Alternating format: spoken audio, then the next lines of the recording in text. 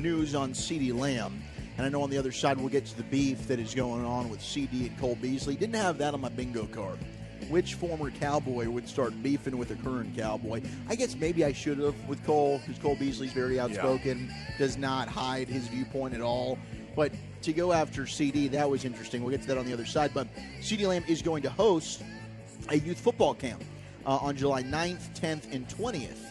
And our buddy Brandon Laurie of Blogging the Boys put out that information. CeeDee Lamb quote tweeted it and said, "I'm not speaking about any contract negotiations if that's your questions. You'll get zero answers. It's all about the kids." No clown contract questions, bro. None of them. Don't even ask me. Do you think that we'll get one anyway? You think Clarence Hill or John Machota, one of our beat writer buddies, maybe Bobby goes out there and just says, bleep this, I'm going to ask one anyway. I'm going to call your bluff, CD. You know, what they'll do is they'll figure out a clever way to ask it, like, hey, CD, how much would you like to be able to do these camps in Dallas for, like, the next 5 years? That's true professional, Dawson. Yeah. That is a true way to do that. And honestly, I think we're going to be sitting there at the tennis courts, much like what happened last year with Trayvon Diggs, and we're going to get the CeeDee Lamb contract done. That's probably it seems like that's when the Cowboys like to do this. They get out to the West Coast, the vibes are good, the weather's better, they'll figure out the CeeDee Lamb deal. I think he's the first one to get this done. I don't think that Dak does get done. To me, Jerry talked about he wanted to see some leaves fall off the tree. We've seen some of these receivers get signed. Yeah. And receivers, in a lot of ways, that aren't as good as CeeDee Lamb. You know, good receivers. Jefferson got done. Amon-Ra St. Brown got done. Quality receivers. But you're in a situation right now, if you're Jerry Jones, Stephen Jones, Adam Pacific over there, hello, boys, if you're listening today, which I think you probably are. I think that if you're looking for parameters, you've got parameters now. You do. And, you know, now it's up to you to figure out exactly how you want to go forward here. But you're not resetting the market here. You know, you put CeeDee Lamb in somewhere in that ballpark, and maybe that we're going to find out that this agent is not interested in anything other than making him the highest paid receiver. If that's the case, he's going to have a fight on his hands. He will have a fight. But he has a legitimate argument about where his receiver, where his client falls into place. And so with all that being said, you know, if that's what he wants, if he wants to be the highest paid, he won't be signed at this camp. Yeah, because, I mean, Jefferson's coming up at 35 annual per year. And we had that report that came out last week that 32 was kind of the floor for CD. I think that's very fair. So maybe if they said, hey, we'll give you 33 a year, maybe it's able to get done. But I do think this thing will get done, if not before, when we're in training camp. It's just not the kind of player you want to not get a new deal done with. And if he insists on being the highest paid player at his position, then eventually you capitulate to that because he's one of the top 3 players at his position in the game. So he is the one guy that you would sign that you feel like will live up to his contract. I agree with you 100%. Yeah. You know, and I know there's no reason not to believe that right now. I think he's showing you no reason. He has gotten better every single year he's played. And so we'll see. And it's going to be a really, when you're out there watching and the study of watching what's going on with the wide receiver room or the group, and say he's not out there, how is Dak and the others going to respond? How is the offense? Because I don't think they have a running game right now. No. Now you take away your best offensive weapon next to Jake Ferguson.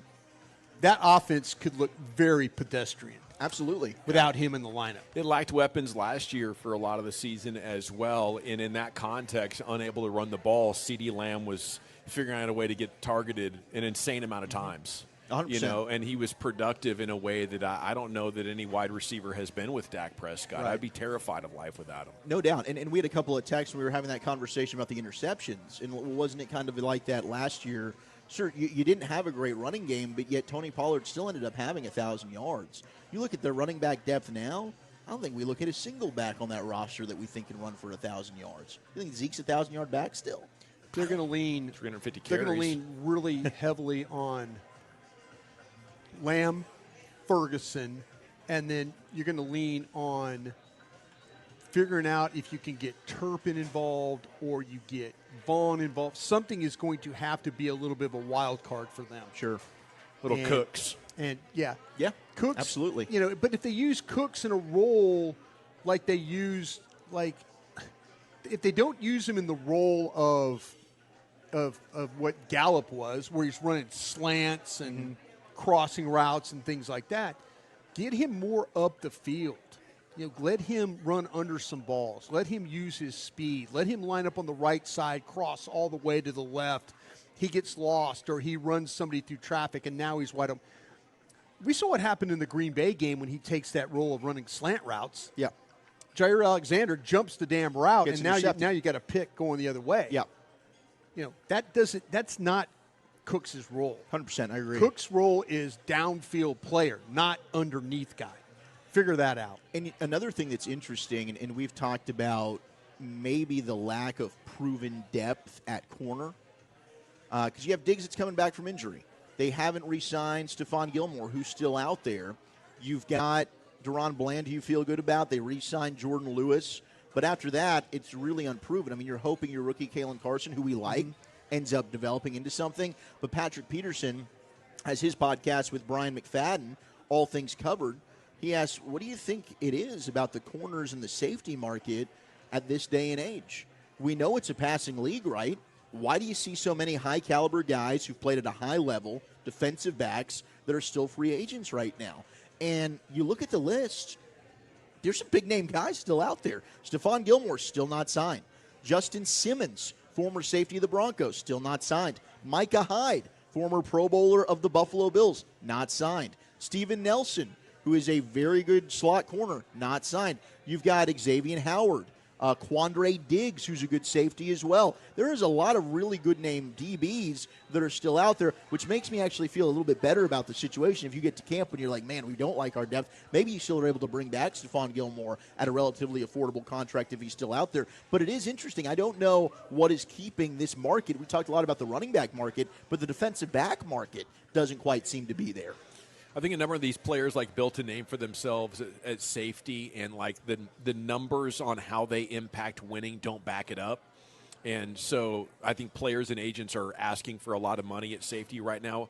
And teams, we saw with Jaron Kearse a couple of years ago, they're just not allocating anything. They're like, okay, so you tackle, you got to be like an elite cover guy, on top of your center field responsibilities and your tackling stuff in order to get the bag that I think a lot of the guys want. Some end up getting takeaways because of the position that they play, and they want to be rewarded for that. With Gilmore, I just think he got so old, and last year there were moments where he looked slow. I'm not surprised there's not a demand for him. Hopefully he could fit this scheme. Yeah, early in the season when Bland was in trouble, they walked him over to cover Metcalf. Remember that Seattle game? That was the week after Thanksgiving. Yeah. Well, the month of December, I don't think was too kind to Gilmore because we started to see separation. Yeah. We started to see routes inside. And then he hurt the shoulder too, didn't he? He was dealing with some things there, but I think at the end, he kind of hit the wall. Yeah. That Seattle game was like maybe his last hurrah. He didn't really tackle particularly well at the end. The burst was gone. The quickness was gone. Those receivers were giving him some problems. And I could see why they moved on. But just in general with these defensive backs, trust me, we're going to get in camp and we're going to see a bunch of one-year deals start to hit. Yeah. People are going to look 1 or 2 weeks into camp and they're going to go, we're not good enough here. We need a stopgap player. We need a bridge player. We've got too many young corners. We need a veteran guy to come in here and kind of get everybody organized. That's where you're going to see these guys sign. I don't think it'll be with the Cowboys. I think this is a bite-the-bullet year for the Cowboys more than it's a go spend and chase the championship year. And all indications point towards you're right about that. This team could look so much different this time next year. No doubt. If your quarterback's gone, your coaching staff's gone, all these things about it. And maybe they're in a situation where they have to bite it another year because of the cap thing. So it might be 2 years of not being great. Yeah, because I don't think next year's looking any better.